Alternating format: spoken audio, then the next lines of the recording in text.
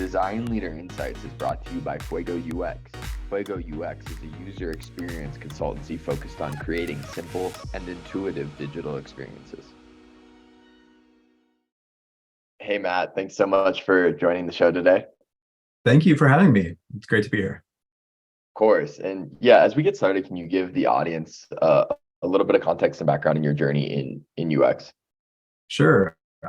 So if you go all the way back to sort of where I came out of school, I graduated with a history degree and a political science minor. So very sort of humanities, liberal arts focus.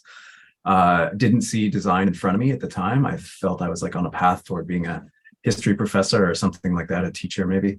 I ended up going to grad school at the University of Michigan for an archives program at first, but as part of that, I got introduced to their human-computer interaction program and just kind of fell in love. As somebody who had been tinkering with computers and the internet since the 90s, to date myself, I was just really captivated by sort of the possibilities there. Ended up switching tracks and kind of the rest is history. My first job out of grad school, I landed at an agency in Brooklyn, which gave me a huge breadth of experience. Highly recommend agencies as a place to like figure out what you really love within the design industry. And from there, I moved on to the Wall Street Journal, which is kind of where I fell in love with media, and then found my way over to the New York Times about 9 years ago. And it's just been an amazing place to sort of learn and grow as a designer. And I've grown into new roles, become a manager of designers, and have had a lot of good fortune to just sort of be around some of the rapid growth at the Times over the last few years. So yeah, where I am today, I lead a group called Culture and Operations within the product design team.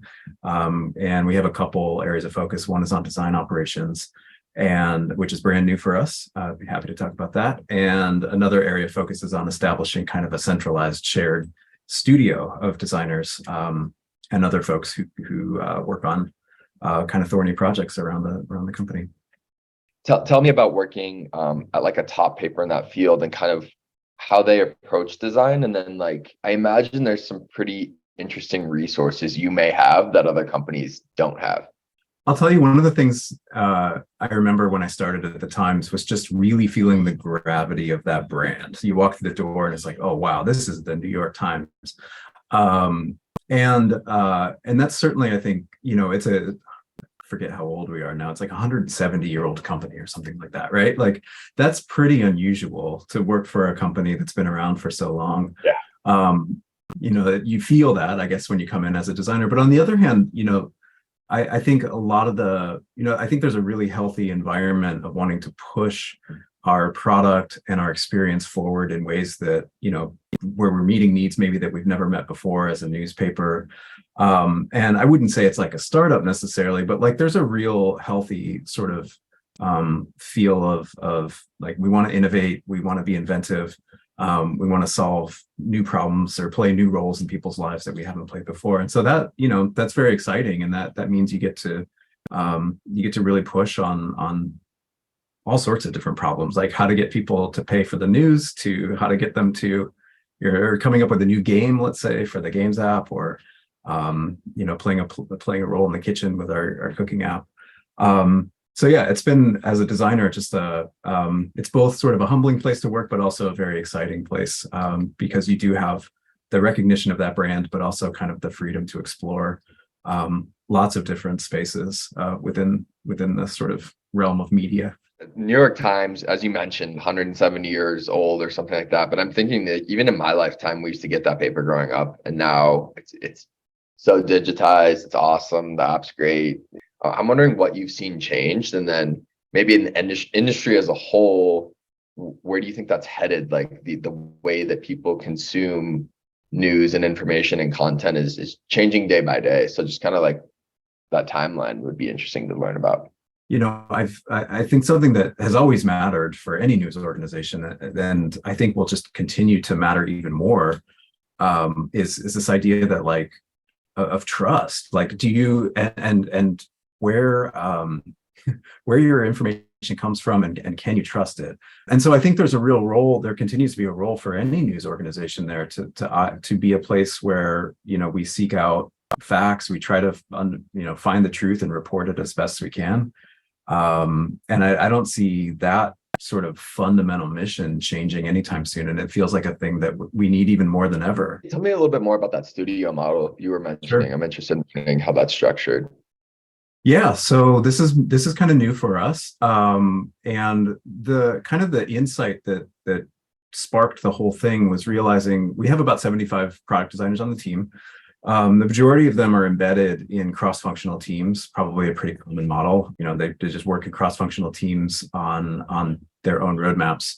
One of the things we were noticing was that that model is really optimized for speed and autonomy. Designers can really push forward quickly with their teams, but they had a hard time sort of pulling back, doing some of the important kind of work to connect across teams, or to do more holistic thinking, or to think maybe 2 or 3 years out if they wanted to do some envisioning. And it's not that they weren't capable of doing it. It's just that the way the structure of their teams made it hard for them to sort of pull up and do that work. So we established a shared studio in part to kind of help with that, and to put some dedicated design staffing around some problems that were harder for teams to pick up, just as part of their day-to-day.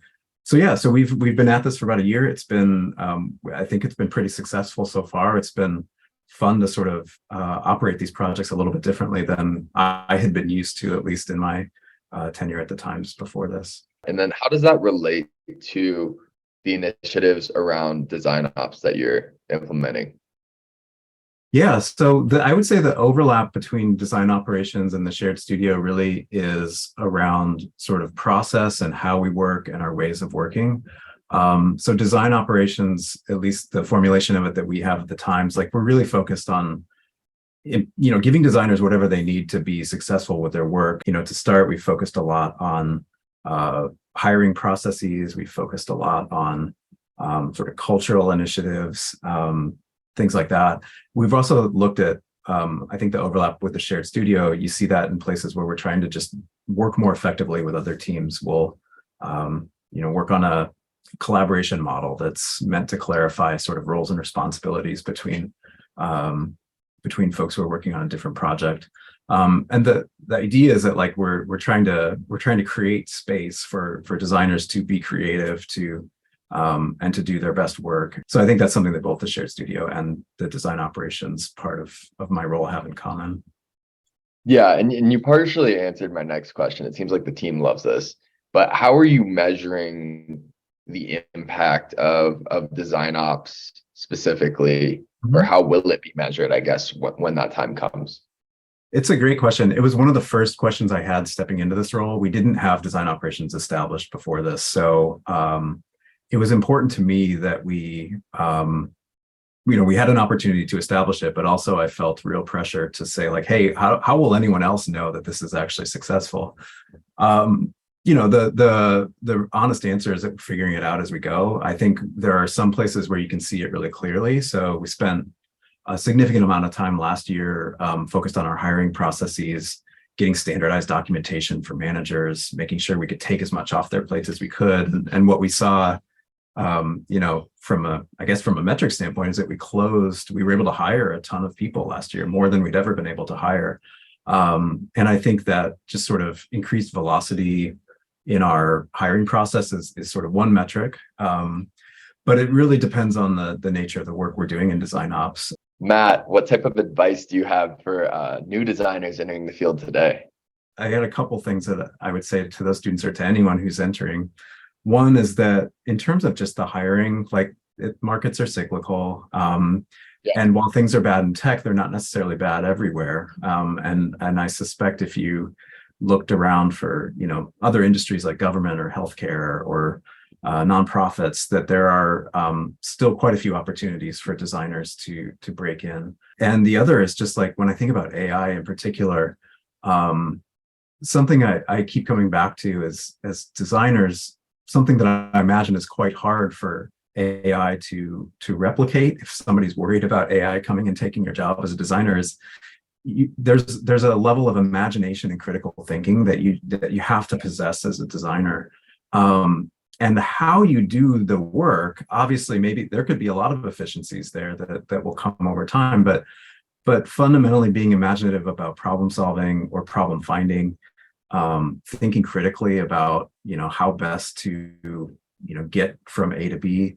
Those qualities to me seem very, very human and also very like durable over the long haul. So I guess I'd sort of advise students to like just really lean into that. Like obviously hone your skills and your craft, but like, I think over the long run, being imaginative and being a great sort of thinker, is really gonna serve you well.